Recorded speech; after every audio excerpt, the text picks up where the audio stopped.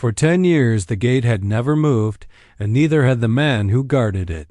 He sat like a carved stone beneath the shadow of the mesa, his black hair tied in a warrior's knot, his body marked by old battles. The desert wind carried only dust, whispers of long-dead voices, and the rattle of dry yucca pods. No hoofbeats, no wagon wheels, no strangers. Until that morning when a figure stumbled from the shimmering heat, took 3 desperate steps toward his fence, and crumpled into the dirt, his eyes, hawk-sharp even with age, narrowed as he rose from his seat.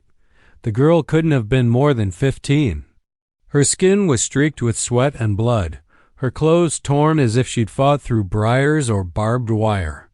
A single worn satchel clung to her shoulder, half hanging open, revealing something wrapped in oilcloth. The warrior's boots sank into the hot sand as he crossed the distance. He hadn't spoken to another soul in a decade, not since the fire at Red Hollow, not since he'd sworn to keep the mountain pass closed to all intruders. Yet now, before him, lay someone who clearly hadn't come for idle talk. Her lips moved, but no sound came. He crouched, scanning the horizon with instinct born from war. No pursuers, no riders, just the distant flicker of heat waves. Then he saw them, boot tracks in the sand, half a mile back deep, and hurried. Whoever had driven her this far had done so with intent. He slung her satchel over his shoulder, lifted her with an ease that came from a lifetime of carrying heavier burdens, and carried her through the creaking gate into the compound. Inside, the place was bare but fortified, high cedar walls, stone watchtower, and a fire pit that had not seen flame in weeks. When he laid her down on a blanket in the shade, he noticed something odd. Her wrists bore fresh rope burns. Her breathing was shallow, but her eyes fluttered open for just long enough to whisper one word: "Map." The warrior stiffened. He unwrapped the oilcloth bundle. Inside was a weathered piece of hide, the markings faint but unmistakable, tribal glyphs mixed with old miners' symbols, the kind that had once brought entire towns to war. He hadn't seen one like it since before the massacre. Memories pressed. At the edge of his mind, smoke over the valley, war cries echoing through the canyon, the weight of a rifle in his hands. The last time a map like this appeared, 50 men died in a single day. He looked down at the girl. She was unconscious again, but her hand clutched at the blanket as if even in dreams she was bracing for danger. That was when he heard it. Faint, distant drum of hooves. Slow, deliberate, and many. He rose, stepped to the top of the watchtower, and scanned the open desert. On the far horizon, black shapes moved, riders, maybe a dozen, keeping formation like soldiers. His grip tightened on the long rifle leaning against the rail. The silence he had guarded for 10 years was over. From the watchtower, the warrior counted them 12 riders spread in a loose crescent, moving slow enough to let the desert see them coming. Not scouts, not travelers. This was a hunt. The wind carried their dust toward the compound, a brown haze that clung to the heat. He adjusted his grip on the rifle, his gaze tracking the lead horseman, a broad figure draped in a dark duster that flapped in the wind. Whoever they were, they wanted to be seen, and in the Old West, that was a message in itself. Down below. The girl stirred. Her voice, cracked and dry, reached him. They know I came here." He descended the ladder in 3 swift motions and knelt beside her. Her eyes were open now, clear but rimmed with red from exhaustion. "Who are they?" he asked, his tone flat but edged with the authority of someone who had faced men like that before. Her gaze darted to the satchel he had set beside her. "They killed my brother for that map, said it belonged to them.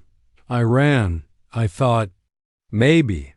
"You," she coughed, her body shuddering. The warrior poured water from a clay jug into a tin cup and pressed it into her hands. She drank in quick, greedy gulps, but his mind wasn't on her thirst. It was on the riders, the map, and the way the past was clawing its way into his present. "You shouldn't have come here," he said, though his voice carried no anger, just fact. "I didn't choose," she whispered. "I ran where my feet took me." The sound of hooves was closer now, measured, heavy.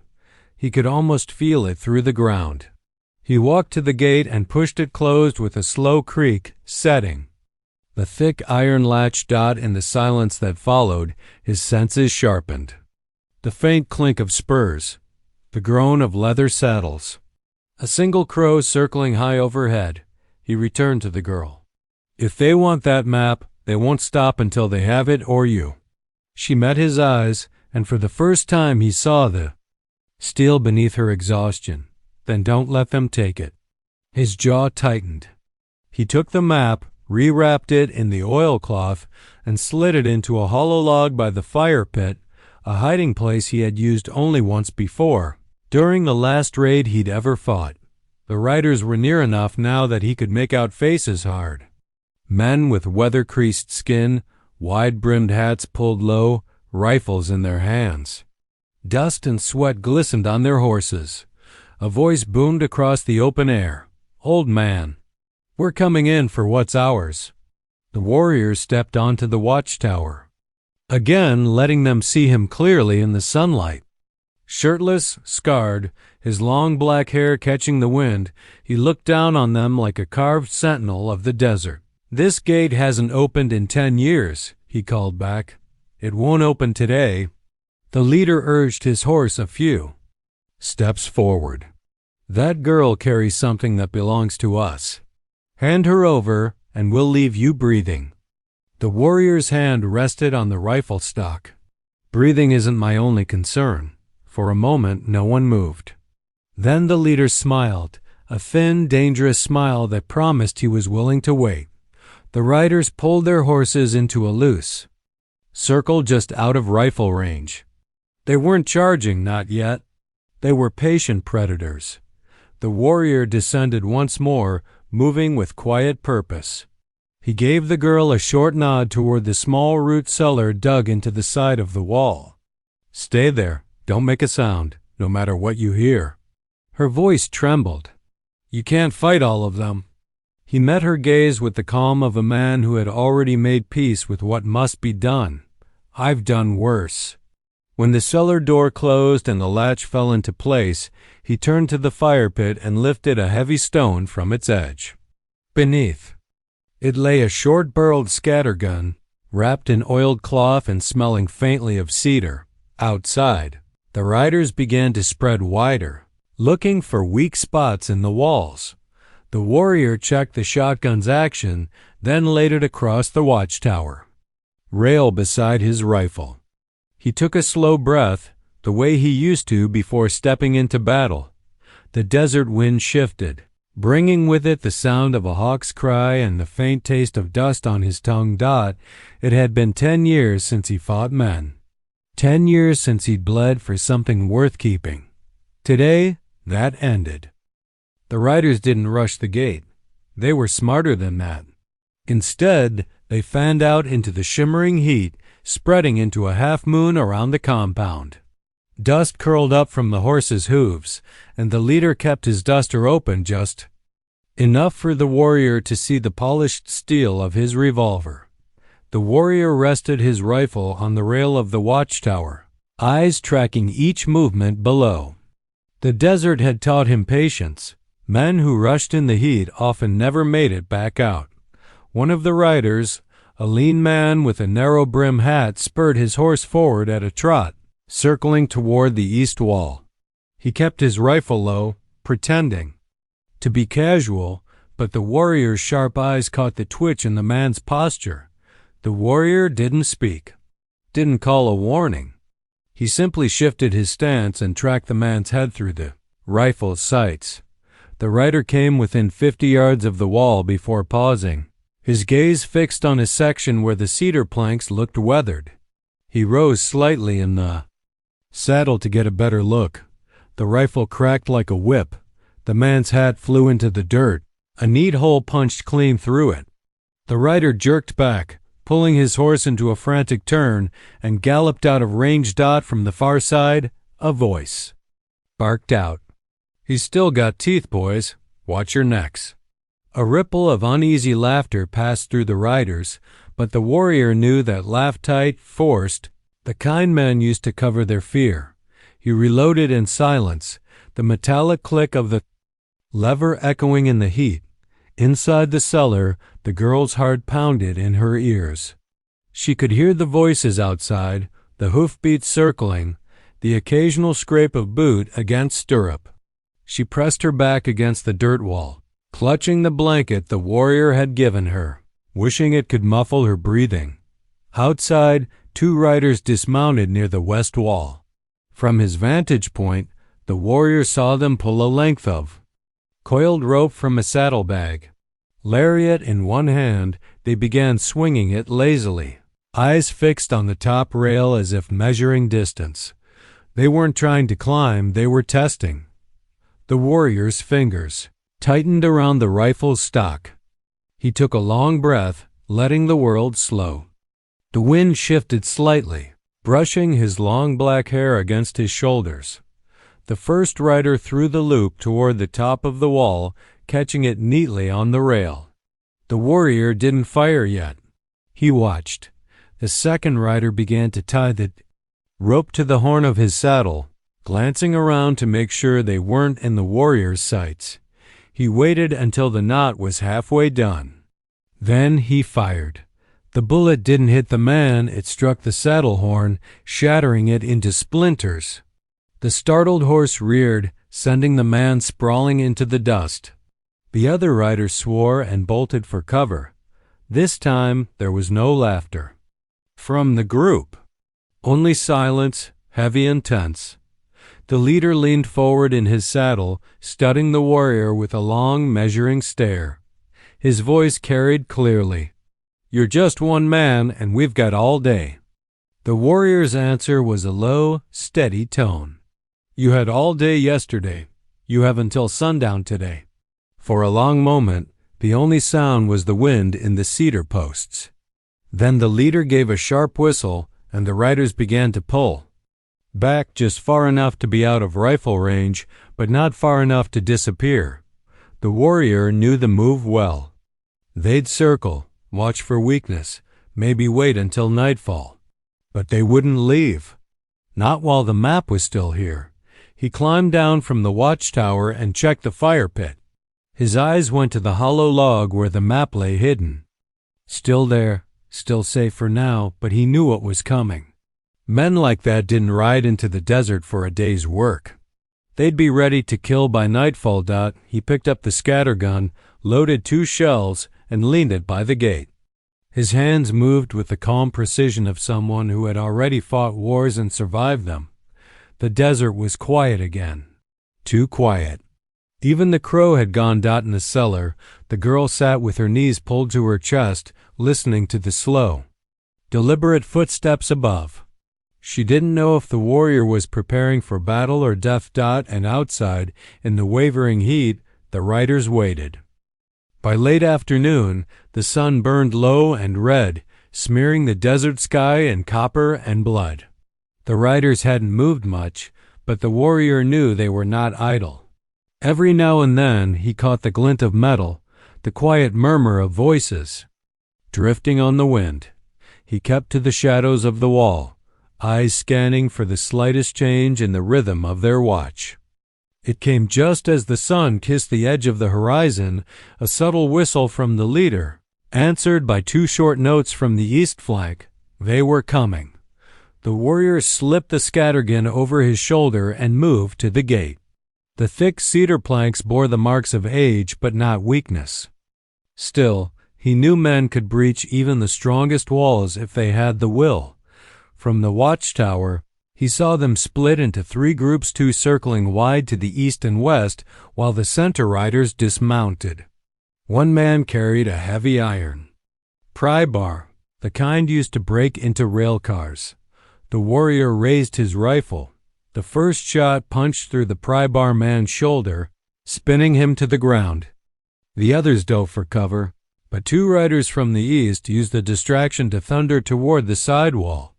He shifted his aim, but a sudden movement on the west side caught his attention, another group dragging something heavy on a rope. His stomach tightened when he recognized it, a section of old wagon frame, lashed with rawhide, likely soaked in oil. They weren't trying to climb anymore. They were going to set the wall on fire. The warrior dropped from the tower, boots hitting the dirt hard. He grabbed a bucket from the well and hauled up water, sloshing it along the base of the west wall. His movements were quick but deliberate, his mind already counting how many shells he had left. From the cellar, the girl could hear the commotion now, the pounding of boots, the shouts of men, the thunder of hooves. Her fingers dug into the dirt floor. She wanted to help, but the warrior's warning echoed in her head. No matter what you hear. Outside, the riders rammed the burning wagon frame against the cedar planks. Flames licked upward, heat rolling off the wall in waves. The warrior stepped into sight, scattergun in hand, and fired both barrels. The blast tore the wagon frame loose from its holders, sending it clattering to the dirt, flame sputtering. In the sand, the riders fell back, dragging one of their wounded with them. But before the warrior could reload, the east side erupted in splinters.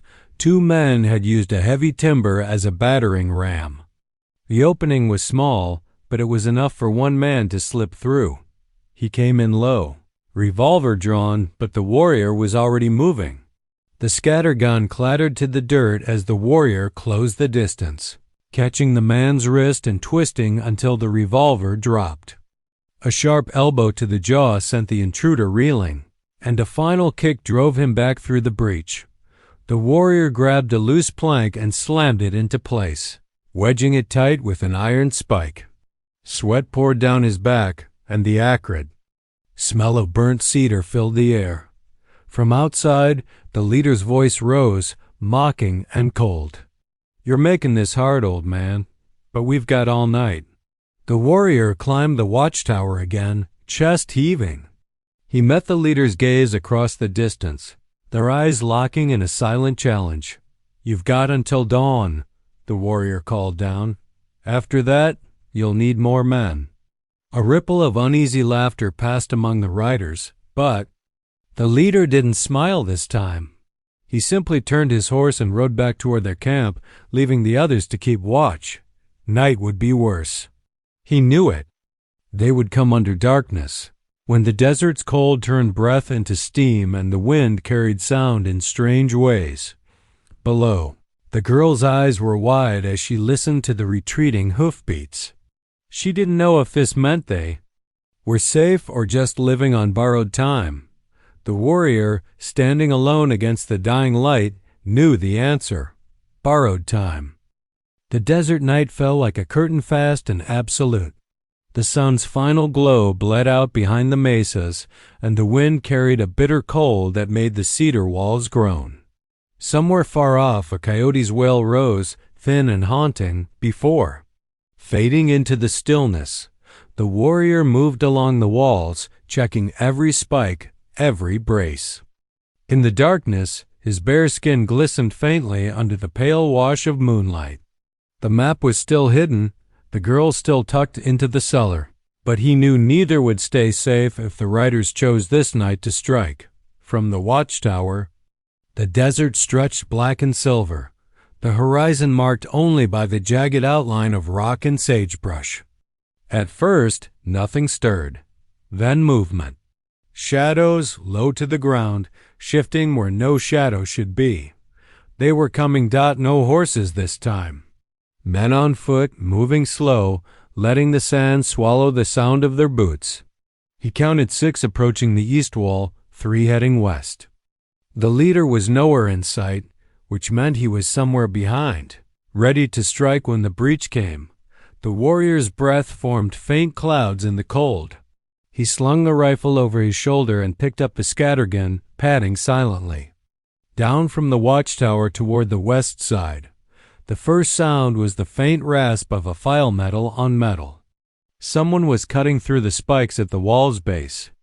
He waited until the glow of a tiny flame appeared, striking against the wood. 1 step, 2 steps.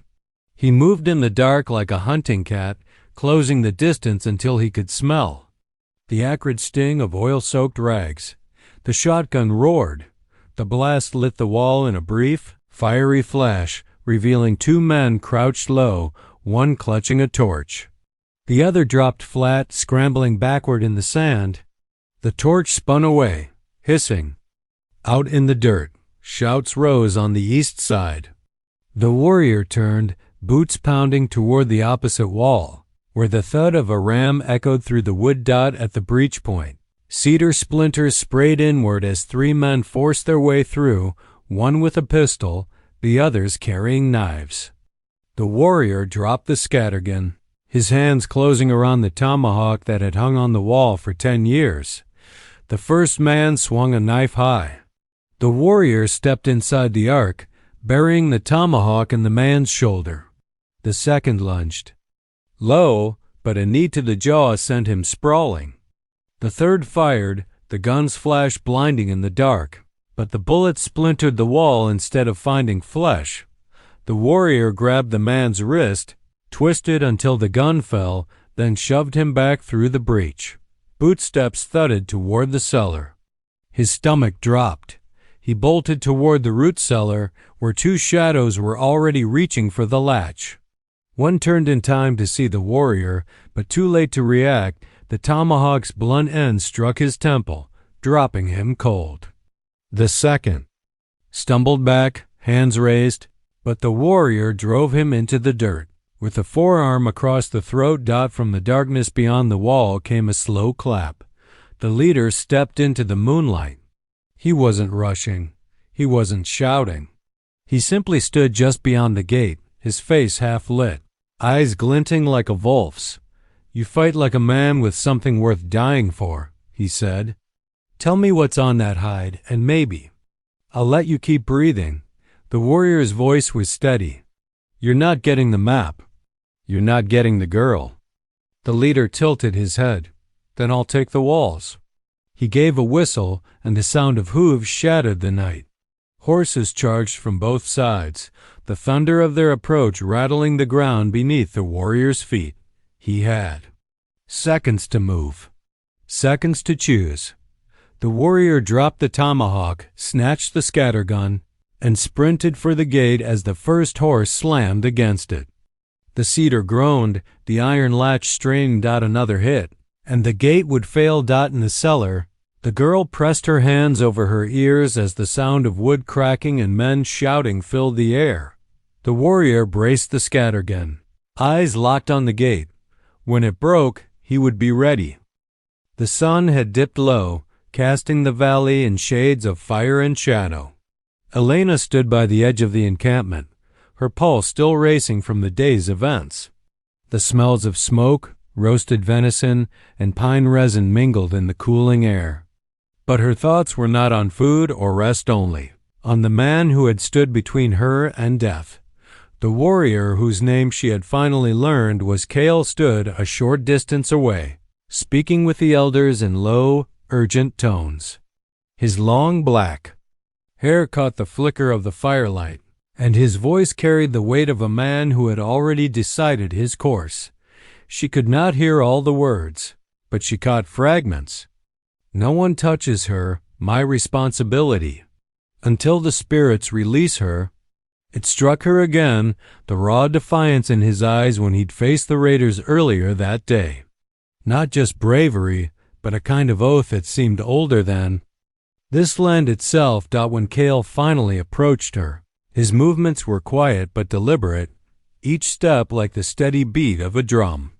He carried something in his hands, a finely woven blanket of crimson and gold, patterns stitched with painstaking care. "This," he said, holding it out to her, "is the blanket of my people's oath. When it is given, it is not taken back." Elena's breath caught. "Why give it to me?"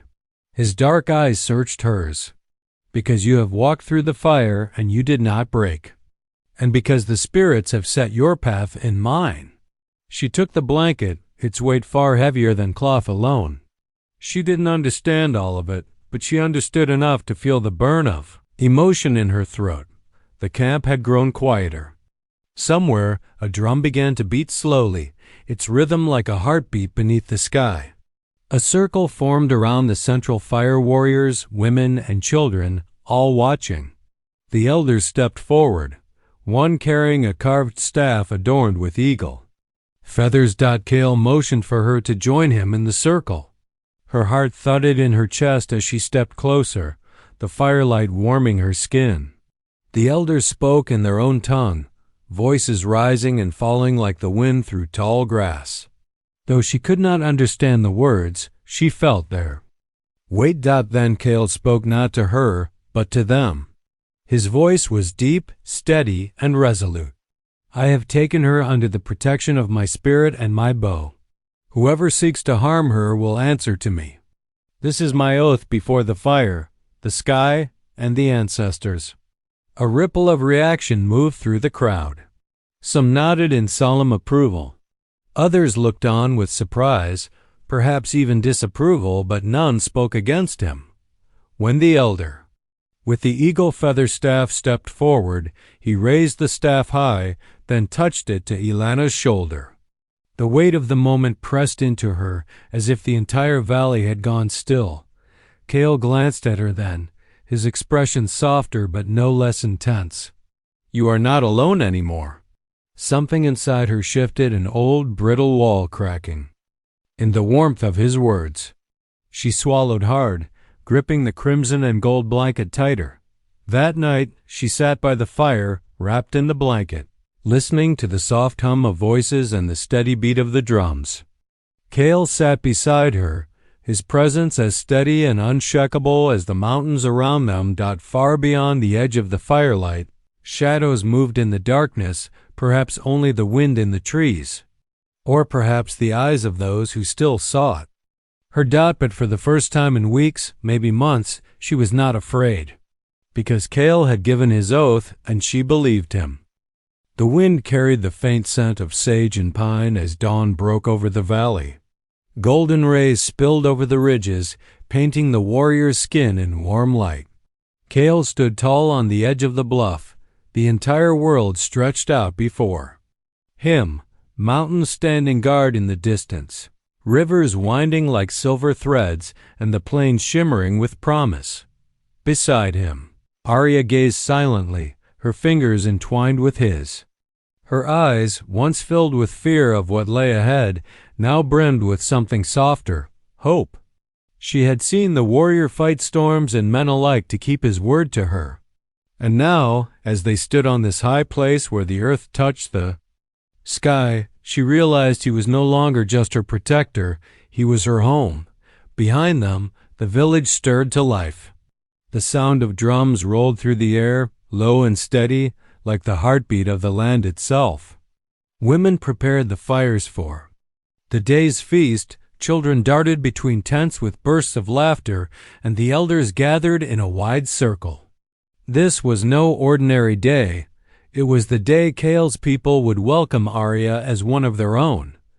Cale's grandmother, old yet unbowed by time, approached with a ceremonial blanket draped over her arms. Its patterns told stories of battles fought and won, of harvests blessed, and of bonds stronger than blood. She stepped close, her eyes finding Arya's. "This is not given lightly," she said, voice steady as the river stones. "It is a promise that you are not just here, you belong here." Arya's throat tightened as the blanket was wrapped around her shoulders. The weight of it was more than fabric. It was history, trust, and a vow that no matter where she walked, she would never walk alone again. The drums quickened. Cale took her hand and led her toward the center of the circle where the tribe awaited. Every step he took was deliberate, his back straight, his presence commanding. When they reached the heart of the gathering, he raised his voice so all could hear. "I have fought beside my brothers and bled beside them. I have stood against those who would see us divided. But no battle has been greater than protecting what the Great Spirit placed in my care. This woman, he said, glancing toward Arya, was brought to me by fate, and from this day forward she will be as my blood, as my breath. No harm will touch her without passing through me first." A murmur rippled through the crowd, a sound of approval and respect. The elders nodded, their faces etched with pride. Then, in a gesture older than memory, Chaol took his warrior's necklace, carved from bone, beads, and the talon of an eagle, and placed it around Arya's neck. "This," he said quietly, "for her alone, is my last oath. Whether in sun or storm, my spirit will be at your side." The sun broke fully over the horizon then, casting them both in light. Arya felt her heart swell, her past pains dissolving like mist before the morning. Warmth. Here, in the land that had once been foreign, she stood not as a stranger, but as someone claimed and cherished. As the feast began, Chaol remained close, his arm draped protectively around her shoulders. The music rose, voices lifted in songs that told of love, courage, and the unbreakable thread between souls. Somewhere deep inside, Arya knew this moment would live with her forever, not because it was grand, but because it was true. And as night fell over the village, with the fires crackling and the stars burning bright above, Chaol whispered a final vow against her ear. "No man will ever take you from me. Not while I have breath, not while the earth holds me."